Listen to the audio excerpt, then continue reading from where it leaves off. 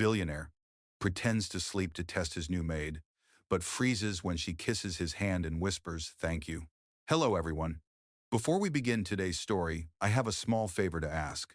Please hit subscribe and turn on the notification bell so you never miss our channel's new videos.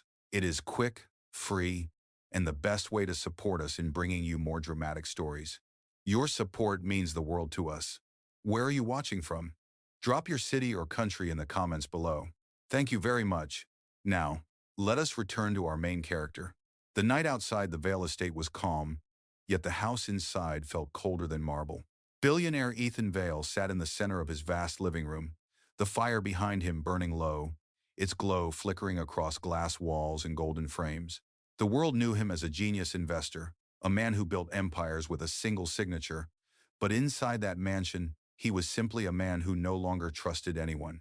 Earlier that morning, he had dismissed his fifth maid in 3 weeks. She had tried to sneak jewelry from the guest room. When his head of staff finally brought in a replacement, a quiet young woman named Lena Hart, Ethan decided he had seen enough of people's fake politeness. He told himself this new maid would be just another test.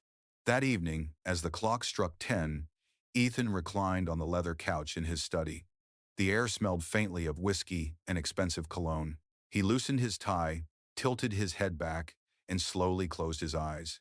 He was not tired. He was pretending to sleep. Cameras in the corners of the room recorded everything, and his goal was simple: to see if this new girl would touch what was not hers. In another part of the mansion, Lena moved quietly through the hall holding a folded blanket in her arms. Her uniform was slightly too big, her shoes a little worn, but her movements were careful, respectful. It was her first day, and she could not afford a mistake. Her mother's medical bills were stacked on the kitchen counter of a tiny apartment across town. Every hour she worked meant one more day of hope. She stepped into the study and froze. Her employer was there, asleep, or so she thought, his hand resting near an untouched glass of scotch. The glow from the fireplace painted his face in soft amber light. For a moment, Lena hesitated, unsure whether to wake him or quietly leave. Then she noticed the window open behind him, the night breeze slipping in and brushing against his shirt. Without a sound, she crossed the room, closed the window, and gently placed the folded blanket over his shoulders. Her breath caught as she saw the deep lines of exhaustion on his face. He looked less like a billionaire and more like a man who had not slept in peace for years. Ethan heard every sound: the faint shuffle of her steps, the careful rustle of the blanket. He waited for the noise of a drawer opening, the light tap of fingers searching for valuables. But nothing came, only silence. Then, so softly he almost thought he imagined it, he felt a touch on his hand. Lena leaned closer, her voice barely a whisper. "Thank you for giving me a job." A tear slipped down her cheek before she turned away. Ethan's chest tightened. He opened his eyes just as she disappeared through the door. The security cameras kept rolling, but the test was already over.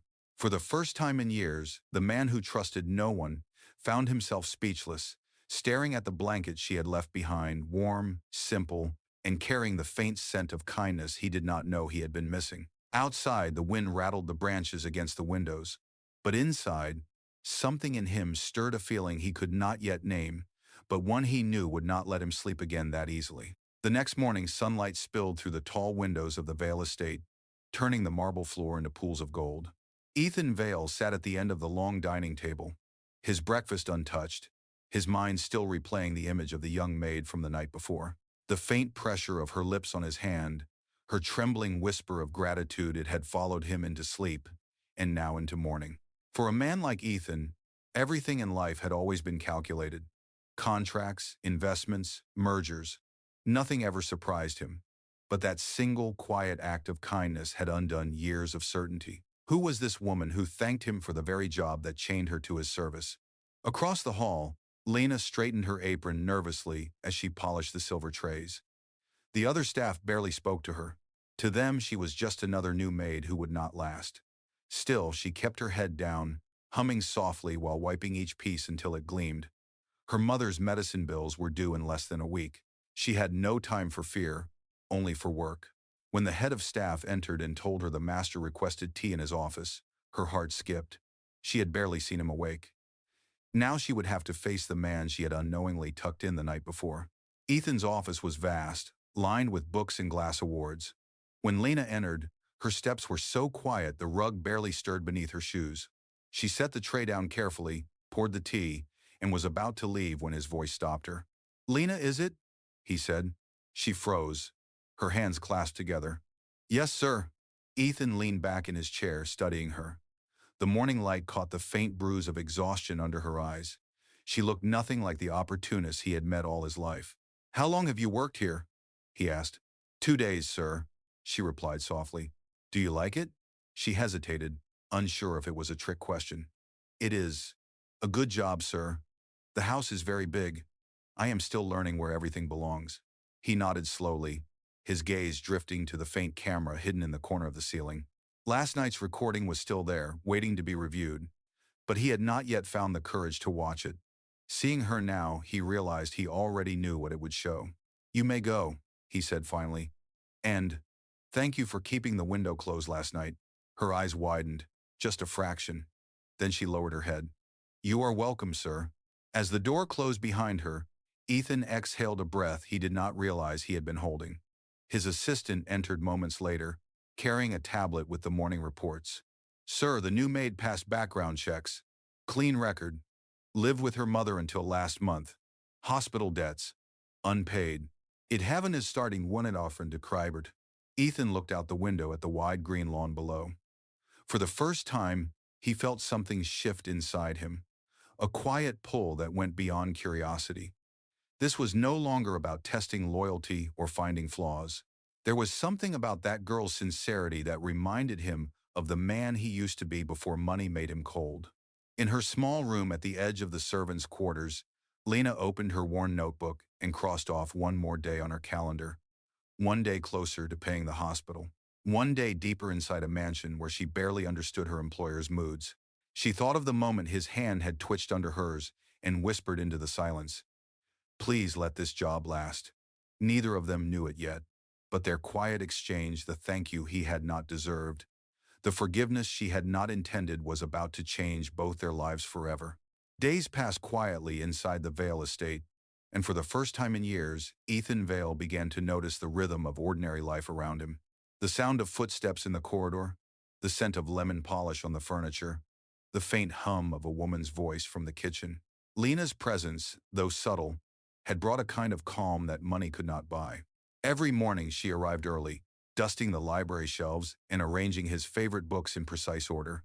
Sometimes she left small details that caught his attention: a fresh flower in a vase, a folded napkin shaped into a heart, a handwritten note reminding him to rest. She never tried to speak to him unless spoken to, yet her silence carried warmth. One afternoon, Ethan walked into the library earlier than usual and caught her standing by the window, staring out at the rain. She jumped slightly when she noticed him. "I am sorry, sir," she said quickly. "I was just watching the garden." He glanced outside. The sky was gray, and the rose bushes bent under the steady drizzle. "You can watch it if you like," he said, surprising even himself. "Most people here never notice it." Her eyes lifted to his, uncertain. "It is a beautiful place, sir. It feels peaceful." Ethan nodded and walked to his desk, pretending to check a folder. But he could feel her presence behind him, a quiet steadiness that eased the tension in his chest. For years he had filled his mansion with art, glass, and silence, but not once had he felt it was a home until that moment. Later that evening, as the rain continued, the head of staff entered with papers for Ethan to sign. Among them was a short contract, a simple one-page document stating employment terms for Lena Hart. Ethan scanned it, pen in hand, but something in the cold, impersonal language bothered him. The line that read, "Staff may be replaced at employer's discretion," lingered. He thought of her small voice whispering "thank you" that first night, and before he realized it, he crossed the line out. "Sir?" the head of staff asked. "Keep her on full-time," Ethan said. "With benefits." The man hesitated, clearly surprised. "As you wish, sir." That night, Ethan stood by the fireplace again, the same spot where his test had begun. The blanket she had placed on him was folded neatly over the armchair. He picked it up, feeling the soft texture beneath his fingers. A billionaire surrounded by wealth, holding a maid's blanket like it was the most valuable thing he owned. In her small room, Lena wrote a letter to her mother. "I think my boss is kinder than he seems," she wrote. He does not smile often, but he listens when I speak. I do not know why, but I feel safe here. She sealed the envelope, unaware that the same man she wrote about was still awake across the hall, staring into the fire, wondering how someone with nothing could make him feel as if he had everything. The mansion that had once echoed with silence now carried the faint sound of hope, unspoken but alive. Neither of them dared to name it yet, but it was there, quietly growing between the master and the maid like the first spark of warmth returning to a frozen heart. The following week, the Vale estate buzzed with quiet preparation. A charity gala was approaching, one of those glittering events where every handshake meant a deal and every smile hid an agenda. Ethan Vale had agreed to host it, though he dreaded the performance it required. Cameras, investors, false compliments. He could already feel the exhaustion pressing in.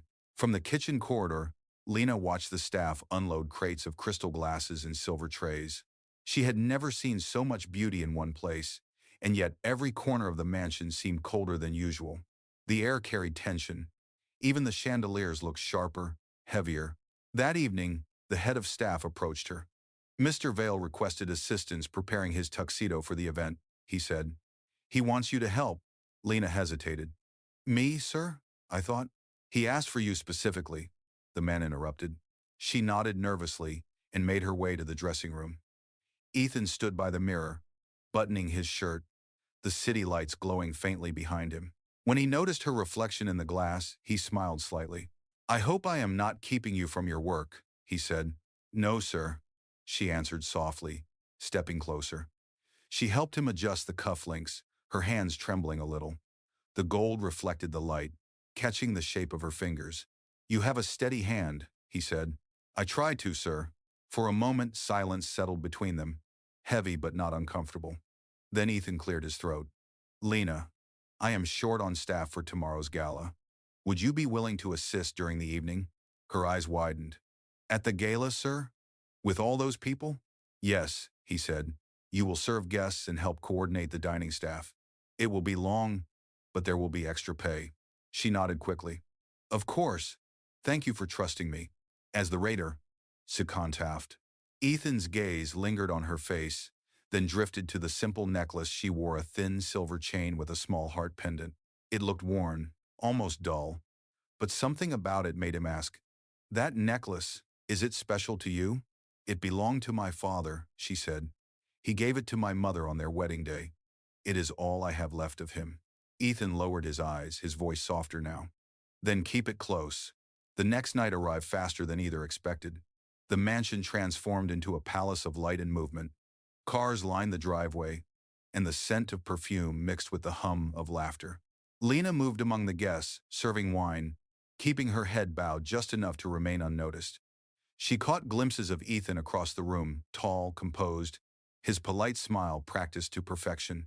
When their eyes met briefly, something flickered between them, something fragile and real amid all the artificial sparkle. During a brief lull, Lena stepped outside to breathe. The night air was cool, the stars clear above the garden. She closed her eyes for a moment, grateful for the quiet. Then she heard footsteps behind her. Ethan's voice followed, low and calm. I saw how you handled the guests tonight, he said. You were calm, graceful. I wanted to thank you. She turned, startled. You do not need to thank me, sir. I just did my job. He shook his head. No, you did more than that. The light from the ballroom spilled across the terrace, catching her face in a soft glow. For a moment, Ethan forgot the party inside, the deals waiting for his attention. He only saw her standing under the starlight, tired but radiant, unaware that the wall between master and maid had already begun to crumble. And though neither spoke of it, they both felt the same quiet pull, the same question that neither dared to answer. What happens when the line between duty and affection begins to blur? The night after the gala, the mansion felt strangely quiet again. The chandeliers were dim, the flowers from the tables already wilting, but the echo of music still lingered faintly in the halls. Ethan Vale sat alone in his study, the top button of his shirt undone, a half-finished glass of whiskey resting beside him. He had spent the evening replaying moments from the gala, but not the business deals or the speeches. What he remembered most was the look on Lena's face when she stepped out onto the terrace, the calm in her eyes, the honesty in her smile. For a man who had lived behind walls of marble and money, it was a feeling he could not name. He had seen beauty before, but never sincerity. He had wealth beyond measure, yet for the first time, he felt poor in something that truly mattered. The next morning, the house was back to its routine. Lena returned to her duties as if nothing unusual had happened, though her thoughts kept wandering. She told herself that the warmth in her chest was only pride for doing a good job, but deep down she knew it was something else, something she could not allow herself to feel. He was her employer, her world far above hers. That afternoon, Ethan called for her again. When she entered the study, he was standing near the window, sunlight spilling across the floor. "Close the door," he said gently. She obeyed, clutching the edge of her apron. "I watched the footage from the night I pretended to sleep," he began. "You could have taken anything from me. You did not." Lena's heart skipped. "Sir, I would never." "I know," he interrupted, his voice calm. "That is the point. I wanted to see if you were like everyone else who has worked for me. But you were not. You reminded me what it means to trust." Her breath caught. "Why tell me this now?" He turned, his expression softer than she had ever seen. "Because I do not want this to feel like a job anymore. You deserve better than that." She looked down at her hands. "Sir, I am grateful, but I need this work. I cannot lose it." "You will not," Ethan said. "I am asking if you would consider helping me with something else. Something beyond cleaning rooms and serving tea." Lena frowned slightly. "What do you mean?" He took a slow breath. "I am starting a new foundation in memory of my late mother. I wanted to help families who are drowning in medical debt. You understand that better than most. I would like you to be a part of it." Her eyes widened, disbelief mixing with emotion. "Me, sir? I am not qualified for anything like that." Ethan smiled faintly. "You are exactly qualified. Compassion cannot be taught. I have plenty of people who can run numbers, but I need someone who still believes in people." "Seven with prival inflated, seven down in willingly." The words hung in the air like a fragile promise.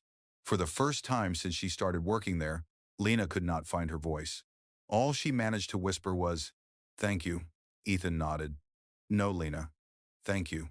When she left the room, he stood for a long moment by the window, watching her walk down the hall. Something inside him had shifted completely. What had started as a test had become something else, a quiet awakening that he could no longer deny. Outside, the afternoon sun bathed the garden in gold. For the first time in years, Ethan Vale smiled without forcing it. He did not know what the future held, but he knew one thing with absolute certainty. The maid who had taught him trust had also taught him to feel again. Weeks passed after Ethan Vale's unexpected offer, and the rhythm of the mansion changed completely. Where there had once been cold silence, now there was movement, conversation, and purpose. The new foundation occupied an entire wing of his estate, and Lena found herself working side by side with the very man she once feared. Every morning, she arrived early with a notebook and a nervous smile. Ethan would already be at his desk, reading proposals or reviewing applications for assistance. Sometimes he asked her opinion on small details, a family's letter, a budget decision, a plan for outreach, and each time he did, she felt a strange mixture of gratitude and disbelief. No one had ever asked for her opinion before, let alone a billionaire. One late afternoon, after hours of work, Lena brought him coffee. His tie was loosened, his sleeves rolled up, and papers scattered across the desk. The air between them felt different now, less like master and maid, more like two people learning to understand each other. "You work too much, sir," she said softly.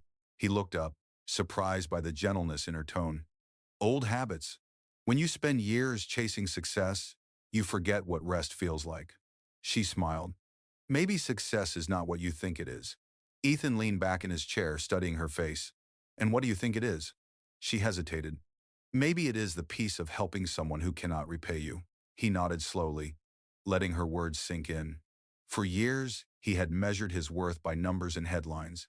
But with Lena near, the idea of worth began to mean something else entirely. That night, after the staff had gone, Ethan found her in the library, sorting through donation letters. The rain tapped softly against the windows, and the light from the fireplace cast warm shadows across the room. "You should go home, Lena," he said, stepping closer. "It is late."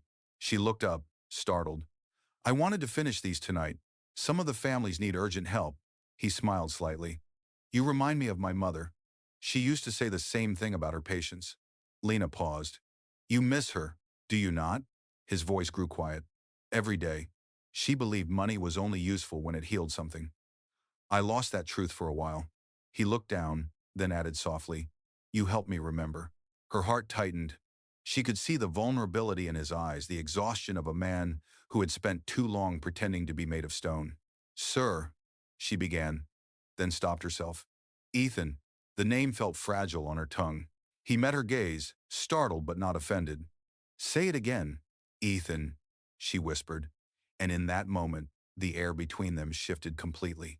The distance that had once felt impossible dissolved into something tender and real. For a heartbeat, neither spoke. The fire crackled softly, the rain grew steadier, and the quiet hum of the house wrapped around them like a secret. Then Ethan reached into his pocket and pulled out the small silver heart pendant she had once nearly lost during the gala. You dropped this that night, he said. I kept it safe. Lena's breath caught. You found it? I did, he said, holding it out to her. And I realized something. I may have tested you once, but it is you who truly tested me. My patience, my heart, my capacity to feel. Her eyes filled with tears as she took the pendant from his hand. The simple gesture meant more than any gift of wealth ever could. As she closed her fingers around it, Ethan spoke again, quietly but firmly. Whatever happens next, I do not want this to be just an act of kindness. I want it to be real. In that single sentence, the truth hung between them. What began as pretense had turned into something neither of them could undo. The following morning, the calm that had quietly grown inside the Vale estate shattered without warning. When Ethan arrived at the office of his new foundation, his assistant was waiting at the door, her face pale. Sir, there is something you need to see, she said, handing him a tablet. On the screen was a photo, grainy but unmistakable, of Lena, standing beside Ethan on the terrace during the gala. The headline below it read, Billionaire's secret affair with Maid. The article claimed Lena had manipulated him for money, that she was using her job to gain access to his personal accounts. It even hinted that the foundation itself was a cover for something scandalous. Ethan's jaw tightened. Who published this? Mr. Clayton, sir, the assistant replied nervously. Your cousin, he owns the media firm that released it. Ethan's expression darkened. Clayton Vale had always envied him, the fortune, the control of the family estate, the reputation. This was not an accident. It was a calculated strike. Within hours, investors began calling, journalists appeared outside the gates, and the once peaceful mansion turned into a fortress of flashing cameras and questions. The staff whispered in corners. Lena, unaware of the full storm, was in the garden arranging flowers for the foundation's upcoming event. When Ethan found her, she smiled until she saw the newspaper in his hand. Lena, he said, his tone clipped but controlled. We need to talk. She frowned, confused. Is something wrong? He placed the paper on the table. Her face drained of color as she read the headline. No, that is not true, she whispered. I would never. Tell me the truth, Ethan said quietly. Did anyone approach you about me? About this foundation? No, sir, she said quickly, her voice trembling. I swear I have done nothing wrong. Please, you must believe me. But the hurt in Ethan's eyes was unmistakable. For years, he had been betrayed by people he trusted, business partners, relatives, even friends. He wanted to believe her, but fear whispered otherwise. Until this is resolved, you should stay away from the main house, he said at last. It will protect both of us. It is lighter. Lena's heart broke at his words. You think I did this? He hesitated, then looked away. I think I do not know what to think anymore. That night, she packed her small bag in silence. The mansion that once felt warm now seemed foreign and cold. She left a note on his desk. I never wanted anything from you except respect. I hope one day you see that.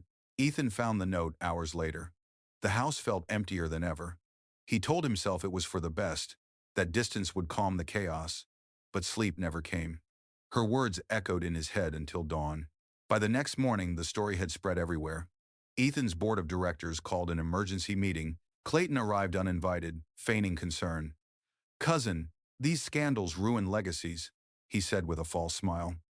You should cut ties with that girl before the shareholders demand your resignation. Ethan's patience snapped. You did this, he said coldly. Clayton's smile only widened. Prove it. When he left, Ethan turned toward the window. Outside, the rain began to fall again, soft but relentless, just like the guilt pounding in his chest. He had pushed away the one person who had shown him genuine kindness. Down the road, in a small rented room, Lena sat by the window clutching the silver heart pendant. She refused to cry, but her hands trembled. He will see the truth, she whispered into the quiet. Neither of them knew yet that the truth would soon come crashing down, and that redemption would demand more from Ethan than any business deal he had ever faced. 2 days later, Ethan Vale sat alone in his office, staring at the same newspaper headline that had destroyed everything. The rain had not stopped since Lena left. It drummed steadily against the windows, as if the sky itself refused to let him forget. His phone buzzed again, another message from his board, another demand for damage control, but the one voice he wanted to hear had gone silent. Finally, he stood, grabbed his coat, and headed for his car. He had made a career out of finding truth hidden beneath numbers and signatures. He could do it again this time, for her. At his cousin Clayton's corporate tower downtown, Ethan walked past security without hesitation. The receptionist stammered as he entered the top floor without an appointment. Clayton was there, leaning back in his chair, a smug grin spreading across his face. Ethan, to what do I owe the pleasure? I assume you came to apologize for dragging our family name into gossip? Ethan's eyes were cold. You are a liar, he said. You planted that story. Clayton laughed. Please, the press does what it wants. I simply supplied them with what they needed, a good scandal, and you gave them the perfect photo. Ethan's fist slammed onto the desk. You ruined an innocent woman's life for profit. Do not lecture me about innocence, Clayton sneered. You took a maid and turned her into a charity mascot. What did you expect people to think? Ethan's jaw tightened. He reached into his coat pocket and pulled out a flash drive. Then explain this, he said. Clayton's confidence faltered for the first time. What is that? Security footage? Ethan replied. From my foundation's server room. It shows one of your assistants bribing a guard to leak internal photos to your firm. I have copies with timestamps, signatures, and bank transfers to your name. The 7 things in level 2 days of warning round the adults. Clayton's smile collapsed. You cannot prove. I already did, Ethan cut him off. The evidence is with my attorney and the board. You are finished. For once, the arrogant cousin had no words. Ethan turned and walked out, leaving silence in his wake. The storm outside had grown wilder, wind whipping through the city streets, but for the first time in days, Ethan felt clarity. That night, he held a press conference at the foundation. Cameras flashed as he stepped to the podium. His voice was steady, but every word carried weight. 2 days ago, false accusations were made against an employee of this foundation, Miss Lena Hart. Those claims were lies, created by individuals who sought to harm me. The truth is that Miss Hart is one of the most honest, selfless people I have ever met, and I will not allow her name to be dragged through the mud because of my family's greed. He paused, emotion tightening his voice. She once thanked me for giving her a job, but she was the one who gave me something far greater, the reminder that compassion is not weakness, it is strength. The crowd erupted in questions, but Ethan stepped away from the microphones. He had said what he came to say. The rest no longer mattered. For a long moment, neither of them spoke. The air between them was heavy with everything left unsaid. Ethan Vale stood in the doorway, rainwater still glistening on his coat, while Lena Hart held the silver pendant tightly in her palm. She wanted to believe him, but the wounds from his doubts still lingered. I do not know if I can go back, she said quietly. Everything that happened, it broke something inside me. Ethan nodded, his voice calm but sincere. You do not need to go back to the mansion. You do not owe me anything, but you deserve to know that the foundation is still running, and it is in your name now. I wanted to thank you properly. Her brows furrowed in confusion. My name? Yes, he said softly. The Hart Foundation. After all, it was your heart that built it. An immense piece in B2 of the gripe of the downs. The words caught her off guard. For a moment, she forgot to breathe. Why would you do that? Because you taught me that the only wealth worth keeping is the kind that changes lives, he replied. And because I needed a reason to become a man who could deserve your respect. Tears blurred her vision. Ethan, I never wanted your money. I only wanted you to see that kindness still exists. He stepped closer. And I do now. Every part of it. Lena looked down at the pendant resting in her palm. It gleamed faintly under the hallway light, the same piece of silver that had survived every test between them. Slowly she lifted her gaze back to him. You are serious about this? It is lever grado. One my son. It is lever kona great. Ethan took her hand gently. Completely. She hesitated, then let out a quiet breath. Then there is something you should know. The hospital called this morning. My mother's treatment has been approved. Someone paid the balance anonymously. Ethan smiled faintly, not saying a word. His silence told her everything she needed to know. For the first time in weeks, she smiled back. You did not have to do that. I wanted to, he said simply. Because when I lost faith in everyone else, you still believed in me. The tension in her shoulders softened. So what happens now? He took a slow breath. Now I stopped pretending. I spent years acting like I was untouchable, like feelings were a weakness. But I was wrong. You were the only real thing that ever walked into my life. Lena's eyes shimmered with tears as he reached into his coat and pulled out a small velvet box. Inside, instead of a diamond ring, rested a simple silver band engraved with a single word: trust. This is not a proposal for a fairy tale, Ethan said gently. It is a promise to never test you again, to never doubt what is real. Lena pressed her lips together, unable to speak. The simplicity of it, the sincerity in his voice, was more beautiful than any grand gesture. When she finally nodded, he slipped the ring onto her finger. His hand lingered there, steady and warm. The city outside was beginning to wake, streaks of sunlight breaking through the fading clouds. For the first time, the world felt alive again. Weeks later, the Hart Foundation opened officially, helping dozens of families across the state. Lena stood beside Ethan during the ribbon-cutting ceremony, her name shining on the plaque beside his. Cameras flashed, but this time there was no scandal, no pretense, only truth. As the crowd applauded, Ethan leaned close and whispered, You once said peace comes from helping someone who cannot repay you. You were wrong about one thing, Lena. You repaid me in every way that matters. In be one of the jai was one shall do, in mice. She smiled, her voice soft but certain. And you finally kept your promise not to pretend anymore. The camera panned out over the garden, where sunlight glowed across the marble steps of the foundation. The billionaire who once tested love had found it, not through wealth or power, but through the courage to be human again. And for the first time in his life, Ethan Vale was not pretending to sleep, he was finally awake. Hours later, his driver pulled up to a modest apartment complex on the edge of town.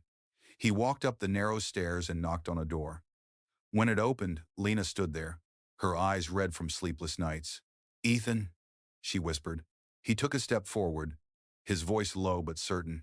I should have believed you. Everything they said was a lie, and I have proof. I cleared your name publicly, but what I really came to say is that I am sorry.